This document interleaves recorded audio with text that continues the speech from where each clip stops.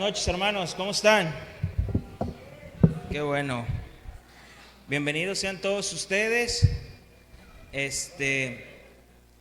Los niños pueden pasar a su salón. Los niños pueden pasar a su salón, de favor.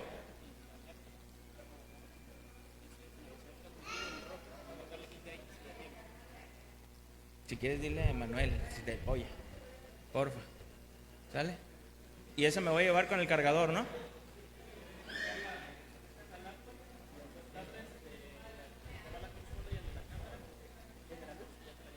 Ok, perfecto. Gracias. Buenas noches, queridos hermanos. Vamos a poner este tiempo en las manos del Señor, ¿sale? Vamos a orar. Bendito Dios y Padre nuestro Señor Jesucristo, te damos gracias, Dios, gracias porque a pesar, Señor, de todos los inconvenientes que hemos tenido ahorita, podemos estar aquí, Señor, alabándote, adorándote, Señor, para poder exponer tu palabra y para que nuestros hermanos que no han podido venir, Señor, o no pueden acompañarnos, puedan estar, Señor, de una manera virtual, Padre eterno y glorioso, escuchando tu santa palabra. Te pedimos, Señor, por todos aquellos hermanos que en este momento, Señor, están enfermos de la congregación. Sabemos, Padre eterno y glorioso, que tú tienes el control de sus vidas. Te pedimos, Padre eterno y glorioso, por la sanidad de cada uno de ellos, que tú obres, Señor, y actúes en cada uno de ellos, ya sea de una forma sobrenatural, Señor, o a través de médicos, Padre eterno y glorioso, a través de medicamentos, que seas tú, Señor, obrando en sus vidas. Te pedimos por este tema, Señor, que vamos a hablar en esta noche. Que tu Espíritu Santo, Señor, nos dé luz, nos ilumine, Señor, para que podamos exponer correctamente tu palabra. Te damos gracias en el nombre de Cristo Jesús. Amén. Ok.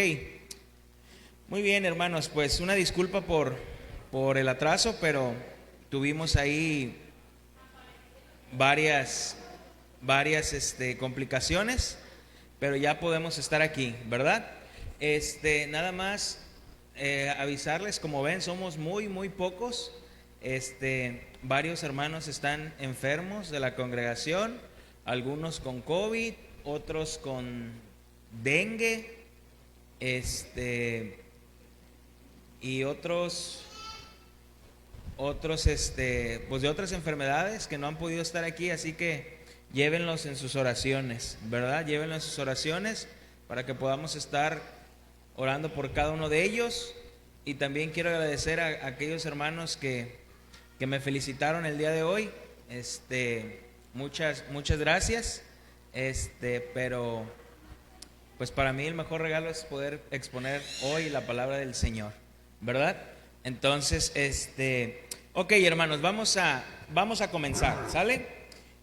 Nos quedamos en nuestro capítulo 2. Estamos estudiando la Confesión de Fe. La Confesión de Fe de Londres de 1689. Confesión de Fe de Londres de 1689. Y estamos en el capítulo 2. Vamos a ver el párrafo 3. ¿Sí? Confesión de Londres, capítulo 2, párrafo 3. ¿Sí? ¿Estamos en lo correcto? Ok. Lo voy a leer y dice así, párrafo 3. Dice: en este ser divino e infinito hay tres subsistencias: el Padre, el Verbo o Hijo y el Espíritu Santo, de una sustancia, un poder y una eternidad, teniendo cada uno toda la esencia divina, pero la esencia indivisa. El Padre no es de nadie, ni por generación, ni por procesión. El Hijo es engendrado eternamente del Padre, y del Espíritu Santo procede del Padre y del Hijo. Todos ellos son infinitos, sin principio, y por tanto son un solo Dios, que no ha de ser dividido en naturaleza y ser, sino distinguido por varias propiedades relativas, peculiares y relaciones personales. Dicha doctrina de Trinidad es el fundamento de toda nuestra comunión con Dios y nuestra consoladora dependencia de Él. Hermanos, como pueden ver, en nuestro capítulo 2 se titula De Dios y de la Santa Trinidad, ¿verdad? Y hemos visto en el capítulo, en el párrafo 1 y en el párrafo 2, hemos hablado de quién es Dios y hemos visto los atributos de Dios, ¿verdad? Cómo hemos estudiado de una manera breve estos atributos de Dios. Pero el párrafo 3, hermanos, se enfoca en cuanto a la Trinidad de Dios, ¿verdad? Nuestro Dios trino, hermanos, y necesitamos aclarar algo antes de profundizar en este tema. Lo que necesitamos aclarar es que vamos a ver un misterio. Recordemos que la Trinidad es un misterio, y esta es una de las doctrinas más importantes, porque con esta doctrina, hermanos, nos diferenciamos de las demás religiones o de algunas sectas, ¿verdad? Es por ello que es importante que tú y yo estudiemos esta doctrina. Hermanos, esto es importantísimo. Si tú ya has leído la confesión de fe y has leído más adelante, ¿no te has preguntado por qué al hablar de la Trinidad estos hermanos bautistas solamente utilizaron un párrafo 3 y fueron muy breves? ¿Por qué no se extendieron más en hablar de la Trinidad de Dios? Porque yo creo que si hubiesen profundizado más en cuanto a la Trinidad de Dios, yo creo que no hubiesen hecho nada más 3 párrafos. Yo creo que hubiesen hecho unos 15, 20, 25, 30, 40, 50 párrafos hubiese tenido este capítulo. Pero nada más hicieron un solo párrafo hablando sobre la Trinidad de Dios. Y como te puedes dar cuenta, es un párrafo muy cortito. Hermanos, ojo, esto es muy importantísimo. Ningún credo ni ninguna confesión de fe, inclusive esta confesión de fe que estamos estudiando, no nos tratan de explicar la Trinidad de Dios. Si te pones a leer el párrafo y lo analizas una y otra vez, este párrafo no nos está explicando la Trinidad de Dios. Lo que está haciendo solo es definirnos la Trinidad de Dios, expresando lo que la Biblia dice. Es por ello que son muy breves. Hermanos, los que han tratado de explicar la Trinidad de Dios, ojo, los que han tratado de explicar la Trinidad de Dios terminan cayendo en errores teológicos, ya que esto es un misterio. Repito, esto es un misterio. Entonces nosotros querer explicarla con nuestra mente que no es infinita, con nuestra mente finita, nosotros querer explicarla como tenemos un concepto por estar en este cuerpo de pecado desvirtuado del Señor, podemos caer en una herejía o inclusive en un error doctrinal, hermanos. Y por eso en esta noche vamos a explicar nada más, vamos a exponer nada más y vamos a definir lo que a la luz de la Biblia nos dice que es la Trinidad, ¿sí? Nada más hasta ahí. Entonces, hermanos, desde el principio de la creación nosotros podemos ver la Trinidad de Dios. Desde el Génesis 1 podemos ver la Trinidad de Dios. Génesis capítulo 1, versículo del 1 al 3. Hermanos, y como yo no voy a explicar, sino nada más voy a exponer lo que la Biblia nos enseña en cuanto a la Trinidad, obviamente vamos a ver muchísimos pasajes, muchísimos. No creo que abarquemos el tema el día de hoy, ¿verdad? Yo creo que vamos a ocupar 2 temas, porque vamos a leer demasiados pasajes. Entonces, en Génesis capítulo 1, versículo 1, podemos ver la Trinidad de Dios, Génesis 1 del 1 al 3. Dice así: en el principio creó Dios los cielos y la tierra, Y la tierra estaba desordenada y vacía, y las tinieblas estaban sobre la faz del abismo, y el Espíritu de Dios se movía sobre las faz de las aguas. Y dijo Dios: sea la luz, y fue la luz. Y yo sé que alguno de ustedes se puede preguntar y puede decir: Uziel, ¿y dónde está aquí la Trinidad? ¿Verdad? ¿Dónde está aquí la Trinidad? Hermanos, claro que sí, ahí está un Dios trino. Y el apóstol Juan en su evangelio nos da luz sobre este Dios trino, hablando del principio de la creación. Juan capítulo 1, versículo del 1 al 3. Los mismos versículos. Juan 1, del 1 al 3.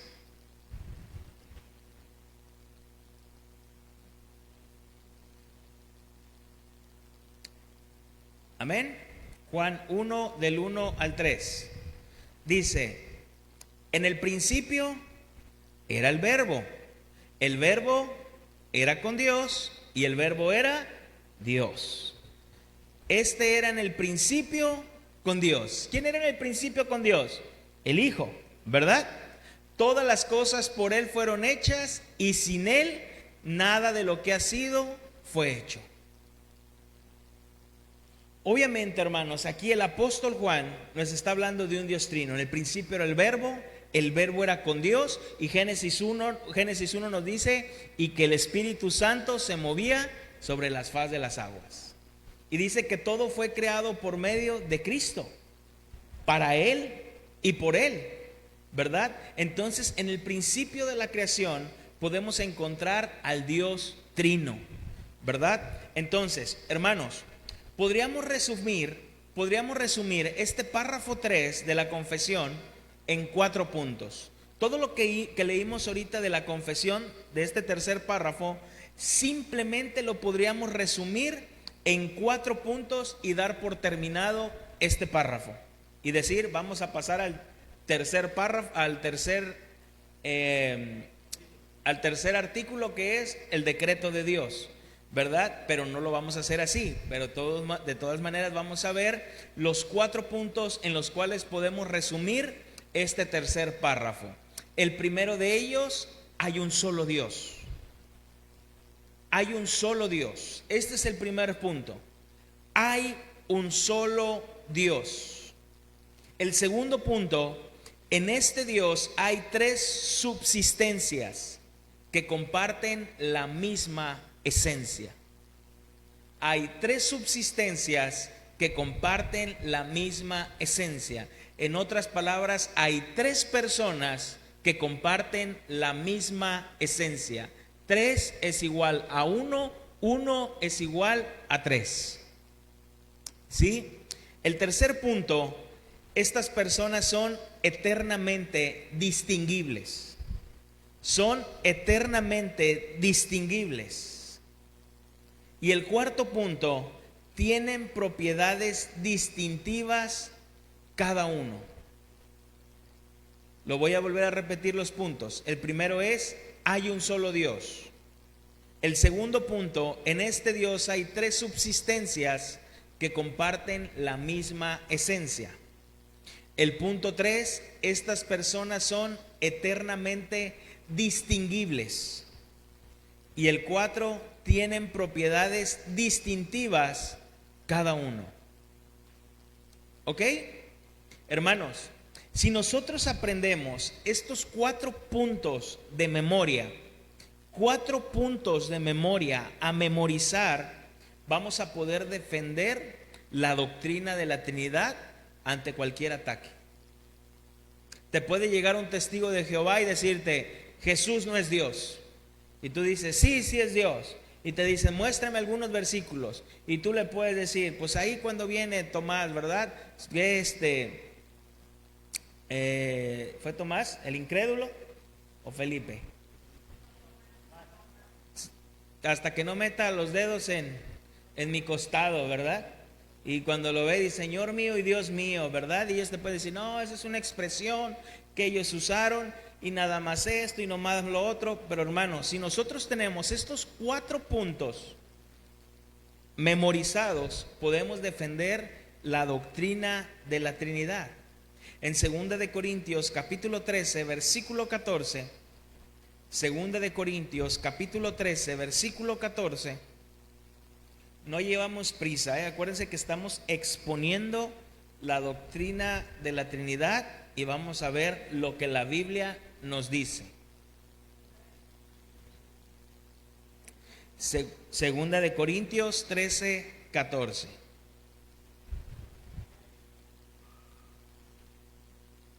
Amén. Segunda de Corintios 13, 14. Dice: la gracia del Señor Jesucristo, el amor de Dios y la comunión del Espíritu Santo sean con todos vosotros. Amén.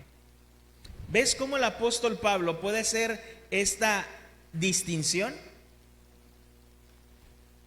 ¿Cómo lo deja claro el apóstol Pablo? La gracia del Señor Jesucristo, el amor de Dios y la comunión del Espíritu Santo sean con todos vosotros. Amén.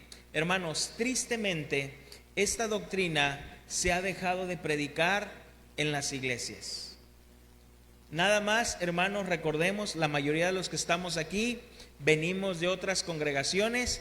¿Y cuántas veces escuchaste predicar sobre un trino Dios? Sobre la doctrina de la Trinidad. Pocas, o inclusive nunca, hermanos. Solamente llegaste a escuchar que hay un Dios trino, Padre, Hijo, Espíritu Santo son Dios, pero no llegaste, no te expusieron un tema sobre la Trinidad de Dios. Hermanos, entonces recordemos que muchos cristianos, al no tener una exposición clara de la palabra, de la doctrina de la Trinidad, caen en muchos errores teológicos.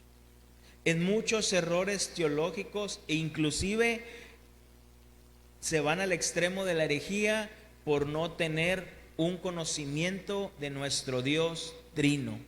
Hermanos, y la mayoría de los concilios que se hicieron a lo largo del tiempo fue por no tener un concepto claro de la Trinidad de Dios o de la divinidad de Jesús. Entonces, hermanos, San Agustín de Hipona, él decía esto: si niegas la Trinidad, pierdes tu alma. San Agustín de Hipona decía: si niegas la Trinidad, pierdes tu alma. Si tratas de explicarla, pierdes tu mente.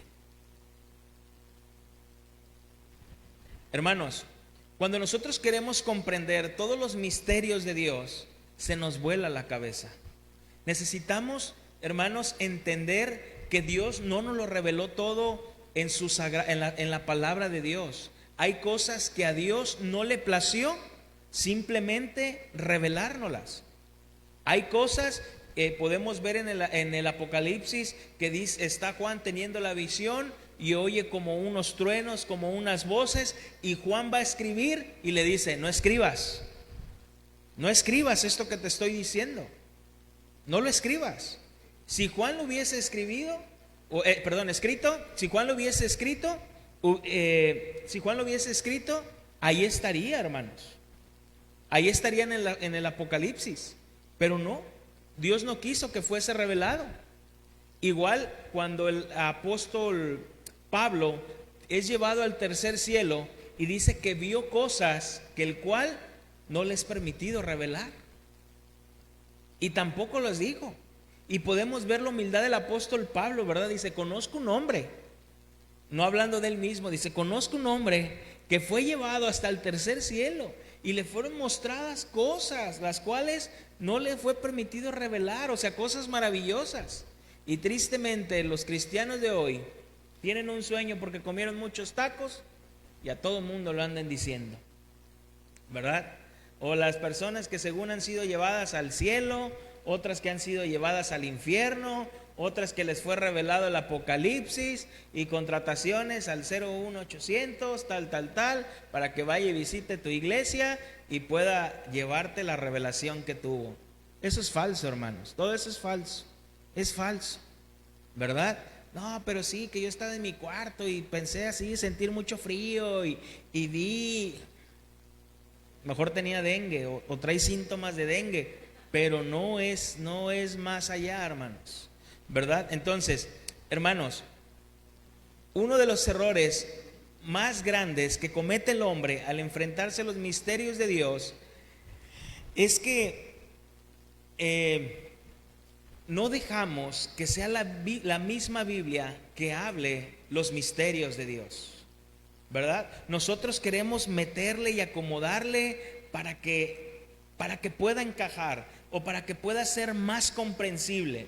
Recordemos que tenemos un Dios que es incognoscible, hermanos. Y la palabra incognoscible, que es uno de sus atributos, quiere decir esto, el Dios no conocido, ¿verdad? Hay cosas que son reveladas de Dios, pero no lo conocemos del todo porque es incognoscible. Jamás vamos a conocerlo, vamos a decir, plenamente todo su ser, porque el día que le conozcamos plenamente dejó de ser Dios, porque tiene un límite y ya le conocimos. Entonces, hermanos, si eres una persona que te cuesta entender y exponer la doctrina de la Trinidad, si eres una de las personas que te cuesta entender y exponer la doctrina de la Trinidad, te tengo noticias, ya somos dos, porque a mí también me cuesta tanto entender y exponer la doctrina de la Trinidad. Repito, hermanos, esto es un misterio, es un misterio. Entonces, San Agustín de Hipona, también hablando de la doctrina de la Trinidad, él lo expresaba así. Y vaya que te estoy hablando de San Agustín de Hipona, hermanos. San Agustín de Hipona fue el que más escribió sobre la Trinidad. Inclusive tiene un libro que habla nada más de en cuanto a la Trinidad. San Agustín de Hipona dice: si nadie me lo pregunta, lo sé. Si trato de explicarlo, no lo sé. Hablando de la Trinidad de Dios, hermanos. Entonces, algunas personas que están en contra de la doctrina de la Trinidad te van a decir es que la doctrina de la Trinidad no es bíblica. No es bíblica. Ni siquiera se menciona esa palabra en la Biblia.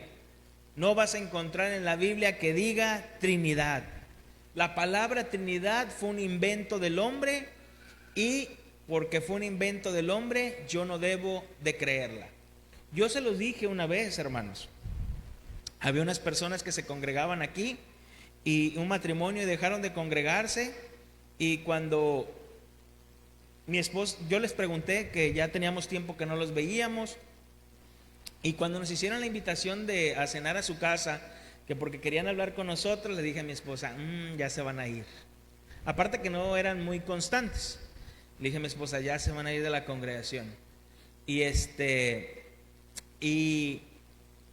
cuando él llegó aquí, pues sacó a la congregación, todavía estábamos allá y les tocó un poquito aquí.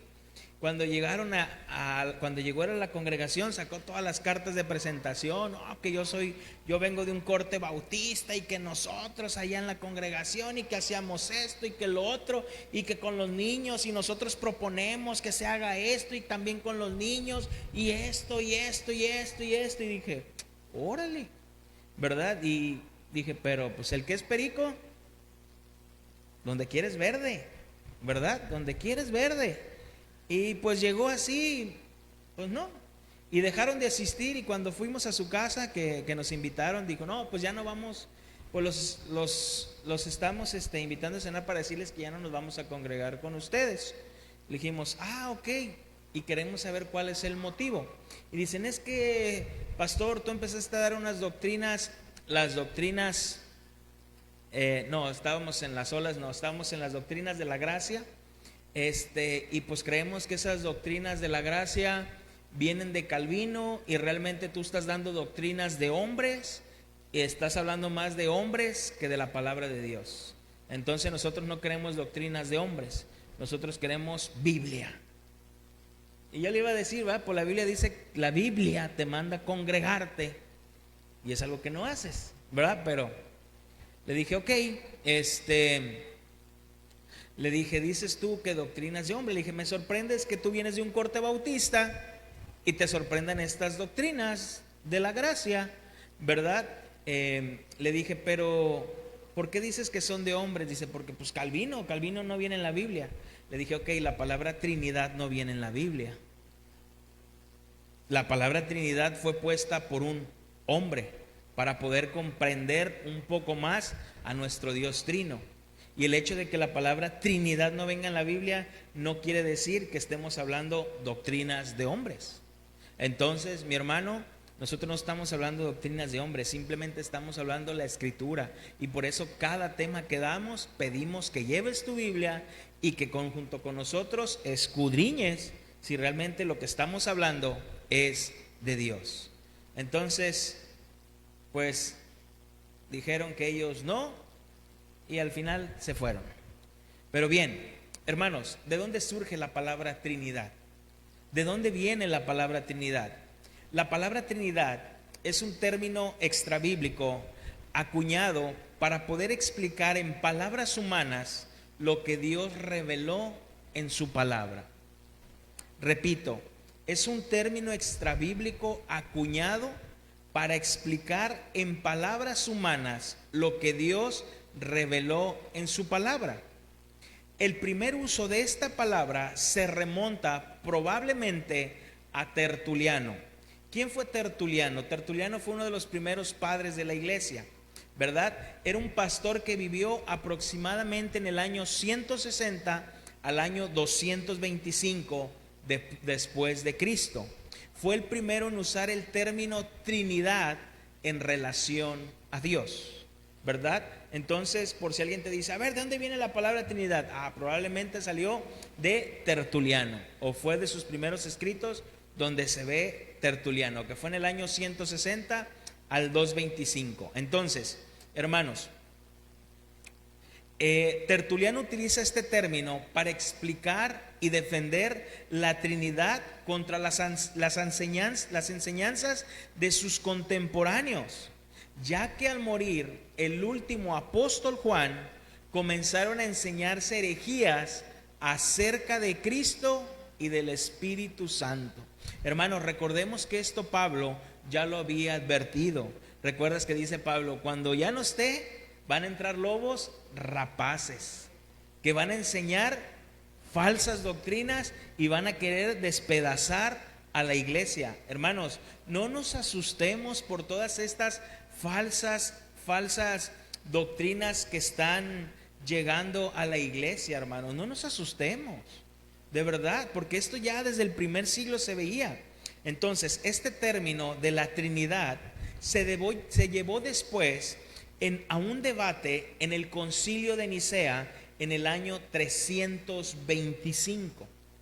Este término de Trinidad. Y finalmente ahí fue confirmado como una de las doctrinas eclesiásticas.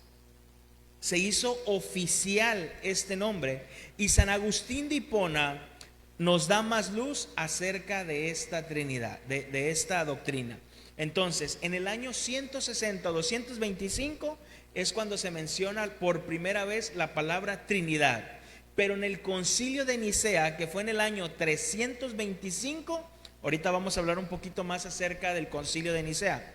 En el Concilio de Nicea, en el 325, ahí se confirma por obispos, y cuando hablamos obispos estamos hablando pastores y todos ellos, se confirma esto como doctrina eclesiástica. ¿Sí? Ok. ¿Dudas? ¿Preguntas? ¿Algo que no hayan escrito y que quieren que repita?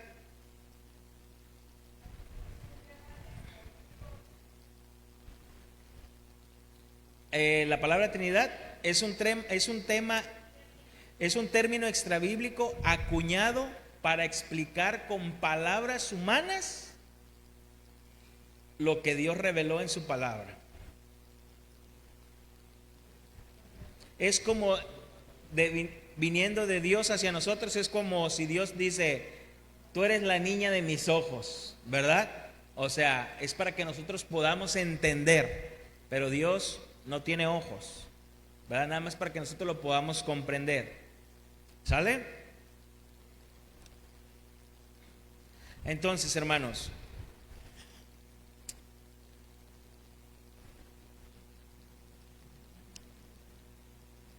Ok, ya vimos qué es la Trinidad, ¿verdad? ¿De dónde viene la palabra Trinidad? Entonces, vamos a ver qué no es Trinidad. ¿Qué no es o qué no es la Trinidad? ¿Qué no es la Trinidad?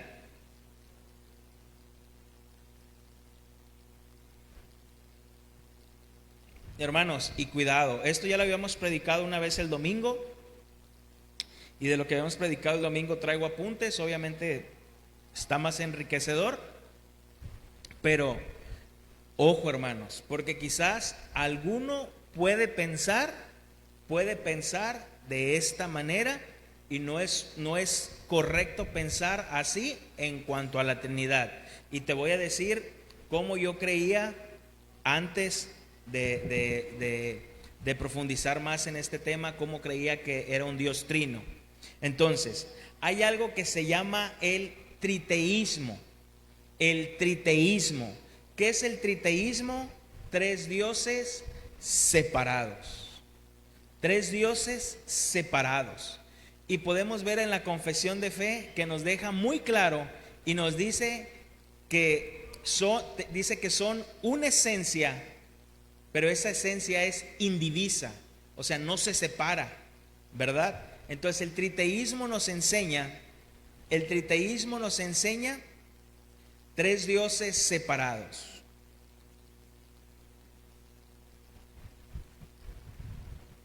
Eso no es, o sea, el Espíritu Santo, nuestro Señor Jesucristo y Dios como tres dioses separados. Cada quien es Dios y cuando se juntan son un Dios. No, una esencia, tres personas. Tres personas, una esencia. No están separados, ¿verdad? Porque si nosotros decimos que son tres dioses separados, cuando hay separación, hermanos, no puede haber muchas veces acuerdo, ¿verdad? Y nunca en la Trinidad de Dios va a haber un desacuerdo, ¿verdad? Oye, ¿cómo ves? No, pues no sé. ¿Tú qué piensas? No, pues yo creo que sí. Y lo podemos ver en el matrimonio, ¿verdad? Somos uno, pero a veces hay desacuerdos, ¿verdad? No, yo creo que no es así. No, pues yo tampoco. No, esto no. No, en ellos no existe eso. En Dios no existe eso, ¿verdad? Entonces podemos ver que Dios no son tres dioses separados. Dios es uno, ¿verdad? Por eso está el Shema, Deuteronomio 6:4. Oye Israel, Jehová nuestro Dios, Jehová uno es. Uno es. Primera de Timoteo, capítulo 2, versículo 5. Primera de Timoteo, capítulo 2, versículo 5. Porque hay un solo Dios y un solo mediador entre Dios y los hombres, Jesucristo, hombre. Entonces, hermanos, Dios es uno, no tres dioses, ¿sí? No son tres dioses. Entonces, no creemos en el triteísmo. No digas, tres dioses. No, no. ¿Ok?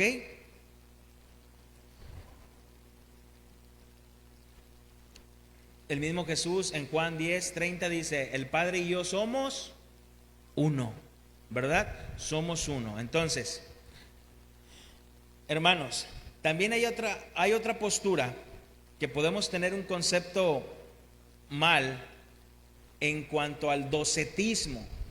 ¿Qué es el docetismo? Docetismo. El docetismo es donde nos dice que Jesús era completamente Dios, ¿verdad? Pero aparentaba ser humano. O sea, era Dios, pero no era humano. Cuando la Biblia nos dice que Jesús era tanto Dios como humano, ¿verdad? Dice, no. Simplemente Jesús aquí tenía como esas apariciones. Era como un tipo espíritu que se aparecía, porque Él siempre fue Dios. Él es el Padre, Él está ahí. No, docetismo.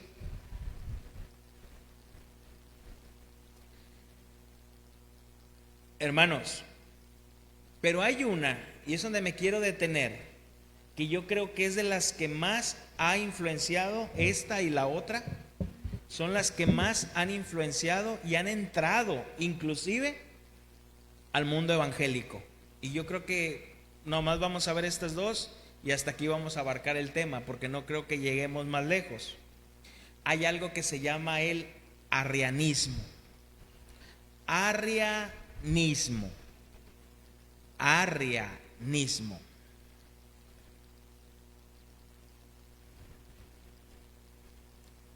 ¿Quiénes son arrianistas? ¿Alguien sabe? Los testigos de Jehová. Los testigos de Jehová son arrianistas. Ellos traen la doctrina de Arrio, ¿verdad? De Arrio. Entonces ellos son arrianistas. ¿Qué creen los arrianistas? Que Jesús fue creado. Que Jesús no es Dios. Bueno, sí es un Dios, pero es menor que el Padre. Que Jesús fue creado.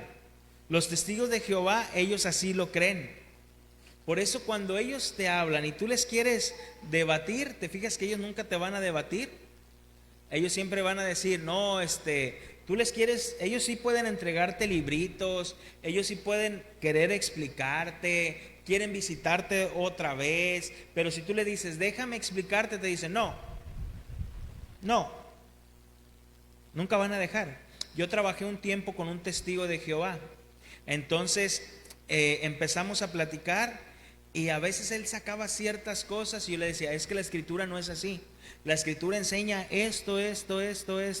No, me decía, pero es que sí, no, pero es que sí, no, pero es que sí. Y me decía, es que yo no voy a hablar contigo de esos temas. Y yo le decía, ¿por qué no? Me dice, porque yo no voy a echar las perlas a los cerdos. O sea, ellos agarran ese pasaje así de, no voy a echar el evangelio a los cerdos, o sea, a los necios, a los que no quieren entender. Me dice, entonces yo soy una persona que me gusta respetar. Yo le decía, no, tú no respetas. Para empezar, pones tu música del mundo y de banda y de todo aquí en el trabajo, a mí no me respetas. Porque la música que tú escuchas a mí no me agrada. Si sabes que ellos pueden escuchar música secular y pueden entrarle al chupe y bailar y no, eso no tiene nada de malo, te dicen. Mientras no ofendamos al prójimo, pues dime qué canción ofende ya al prójimo, ¿verdad? Pero bueno, entonces, hermanos, Hebreos capítulo 1, versículo 3. Hebreos 1, 3 al 4.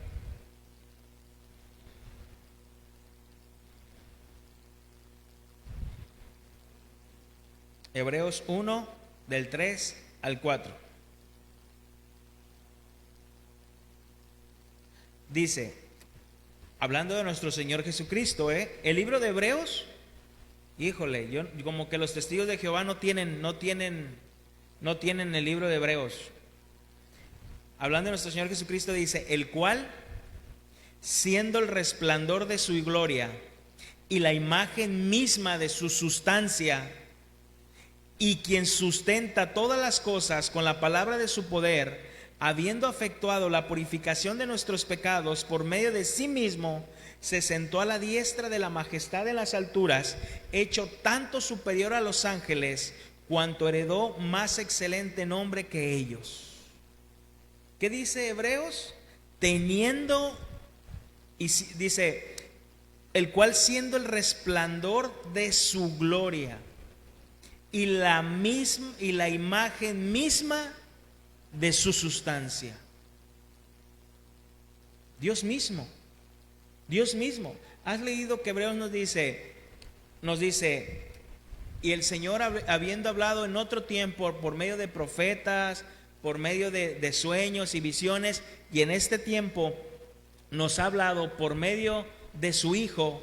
¿Sí has leído ese versículo? Y en este tiempo nos ha hablado por medio de su Hijo.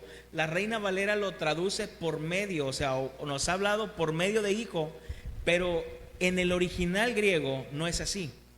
En el original griego es, y Dios habiéndonos hablado en este tiempo en Hijo. en hijo. Es muy diferente hablarnos por medio del hijo, en hijo.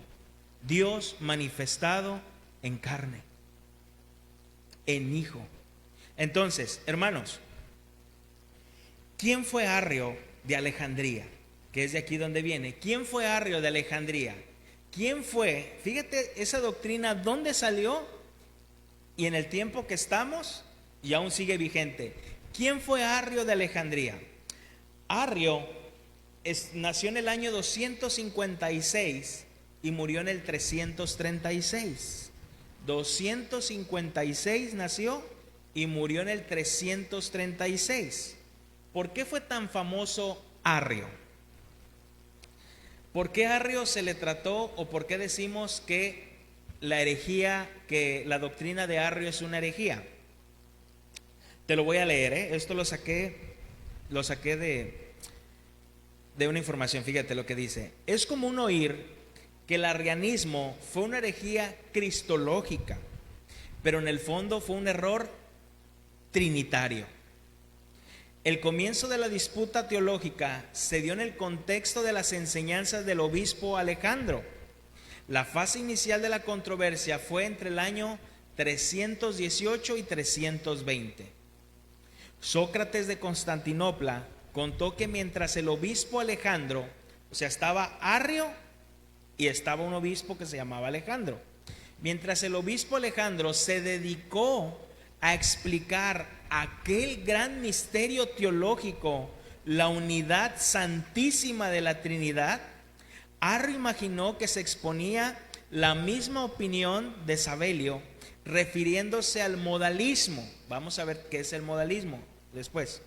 La enseñanza de que Dios es una única persona de tres formas. O sea, tengamos cuidado también, hermanos, con el modalismo. El modalismo es un solo Dios, pero manifestado en tres formas.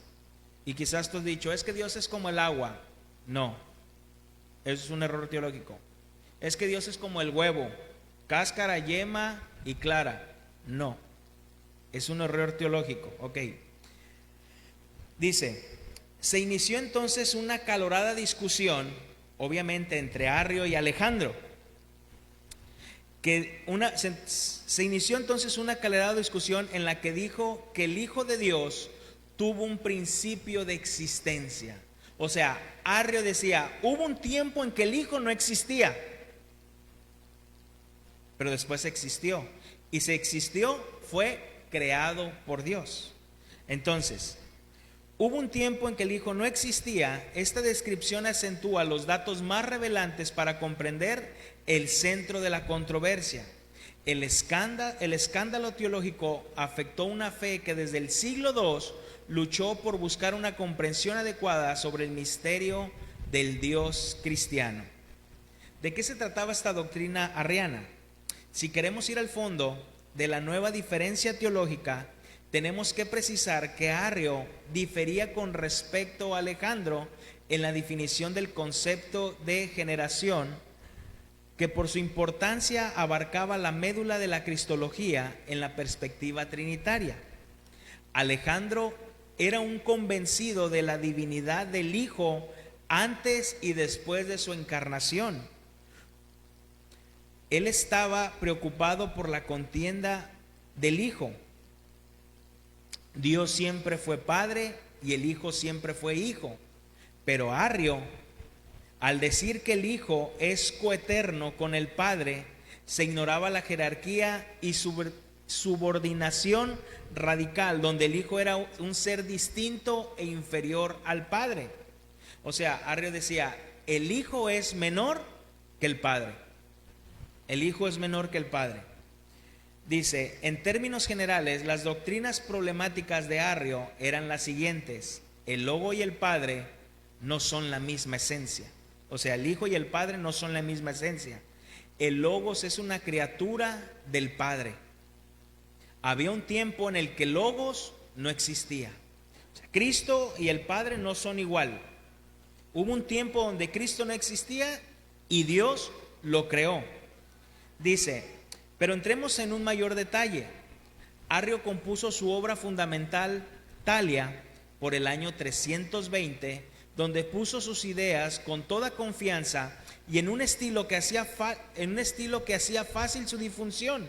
Sin indagar profundamente en el contenido y la estructura de su obra, podemos citar algunos textos revelantes. Fíjense lo que decían algunos de estos en este libro que escribió, algunos puntos que él atacaba. Dios no fue eternamente un padre. O sea, antes Dios no había sido padre. El Hijo no existió siempre. Hubo un momento en que el Hijo no existía antes de ser creado y también tuvo un comienzo. El Padre solía estar solo y su palabra y sabiduría aún no existían. El Hijo no posee nada que es propio de Dios, porque no es igual a Dios ni es de la misma sustancia. Existe una Trinidad, pero en glorias desiguales. Uno es más glorioso que en otro grado infinito. El Padre es diferente al Hijo en sustancia. Para el Hijo es imposible descubrir los misterios del Padre. El Hijo no lo sabe todo. Por eso dicen, ni yo sé, solamente mi Padre que está en los cielos. Dice, ya ves, no sabía todo. La palabra no es el verdadero Dios, la palabra es completamente diferente y distinta, la sustancia y propiedad del Padre. Hermanos,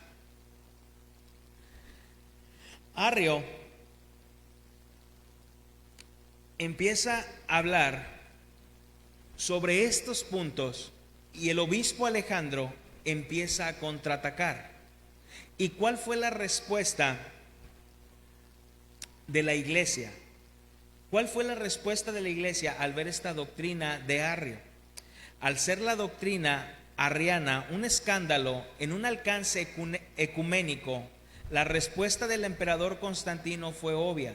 Recuerden que por el año 300 Constantino quería hacer un solo estado y gobierno. Algunos teólogos creen que Constantino solamente usó el cristianismo para posicionarse más que él ser un creyente, ¿verdad? Pero cuando Constantino quiere hacer una sola religión y hacerla conforme al Estado, tenía un gran problema. La iglesia estaba dividida, los que seguían a Arrio y los que seguían a Alejandro. Entonces Constantino se ve obligado a hacer un concilio ecuménico, y cuando hablamos ecuménico quiere decir pues como global, ¿verdad? Y hacen el concilio de Nicea, que es el concilio en el año 325. Entonces, en junio del año 325 se dio comienzo a la primera sesión del nuevo concilio localizado en Nicea. Constantino convocó la reunión por una necesidad evidente para el imperio consolidar a la iglesia mediante la unidad doctrinal. El producto de Nicea fue un símbolo donde el concilio profesó su fe a modo de credo. No sé si tú has escuchado, pero ¿sabes que a los niños les estamos enseñando el credo de Nicea? El credo de Nicea, a lo mejor van a tener tantita luz ustedes. ¿Se acuerdan cuando fueron a catecismo a hacer su primera comunión, su confirmación? No podías hacer la primera comunión o la confirmación si no te aprendías el credo de los apóstoles. Creo en un solo Dios, Padre Todopoderoso, Creador del cielo y de la tierra, de todo lo visible y lo invisible. Ese es el credo. Tú puedes decir, es que me lo enseñaron en la iglesia católica. El credo está bien. Lo que no está bien es la iglesia católica romana, pero el credo está correcto. Entonces, hermanos, en este concilio rechazó la idea de Arrio. Hubo un tiempo en que el Hijo no existía, afirmando que la luz, generación del Hijo por el Padre, era de un orden diferente al de la creación. Dios de Dios, luz de luz, Dios verdadero de Dios verdadero. Por eso dice engendrado, no creado, de la misma naturaleza del Padre. ¿Sí? Ok. Nicea no solo reafirmó la tradición sobre la fe de un Padre, Hijo y Espíritu Santo, en una clara articulación trinitaria, sino también profundizó en la realidad del Hijo, en la relación con el Padre y el Hijo. Bueno, hasta ahí lo voy a dejar, hermanos, porque no quiero seguir leyendo más. Pero bueno, en resumidas palabras, cuando Arrio está atacando con esta doctrina, diciendo que Jesús fue creado, Constantino manda llamar a 600 obispos para tener este concilio ecuménico, para, 600 líderes de las iglesias que me digan quién tiene la razón, si Arrio o Alejandro. Y Constantino manda llamar a 600 obispos, de los cuales solo asisten 318 obispos. Y de estos 318 obispos, 316 obispos firmaron que Alejandro estaba en lo correcto. Solo 2 se fueron hacia la postura de Arrio. Y fue por eso que se estableció en el Concilio de Nicea y se dio el credo de Nicea.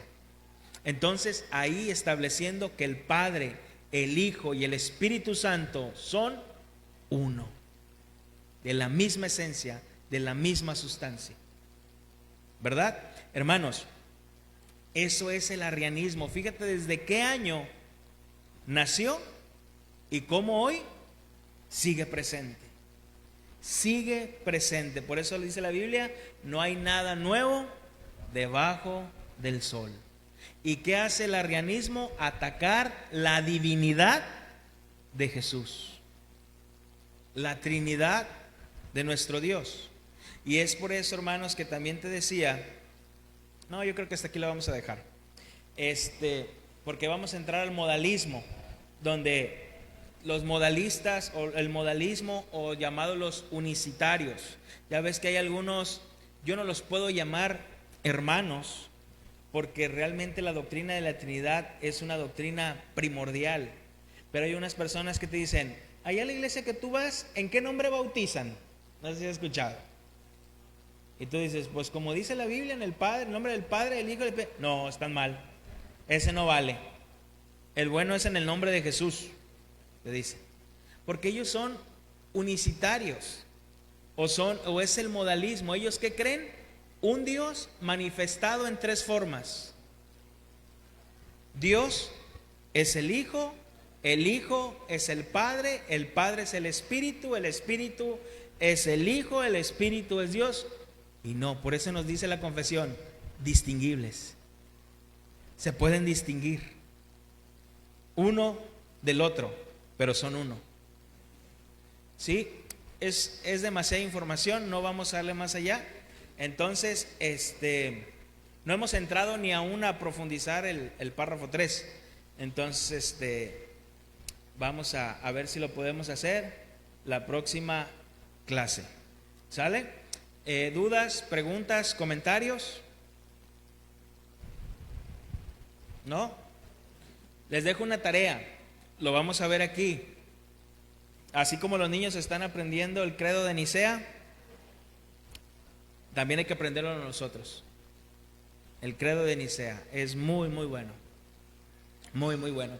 Y también te vas a dar cuenta cómo el credo de Nicea no trata de explicar la Trinidad, simplemente expone la Trinidad. ¿Sale? Vamos a orar. Bendito Dios y Padre nuestro Señor Jesucristo, te damos gracias, Señor, gracias por tu palabra. Señor, porque nos damos cuenta cuánto nos falta por aprender, Señor. Cuánto nos falta por aprender de tu palabra, por aprender, Señor, de la historia de la iglesia, de nuestros primeros padres, de los apóstoles, Señor. Cuánto nos falta por aprender, mi Dios. Mientras más estudiamos tu palabra, mientras más escudriñamos, nos damos cuenta, Señor, que nos falta mucho, mucho. Gracias, Señor, por esta iglesia local. Gracias por mis hermanos que pudieron estar aquí presentes acompañándonos. Gracias por aquellos hermanos, Señor, que no han podido estar aquí, pero que nos han seguido a través de Facebook. Yo te doy gracias por sus vidas. En el nombre de Cristo Jesús. Amén. Hermanos, estamos despedidos. Que el Señor me les bendiga.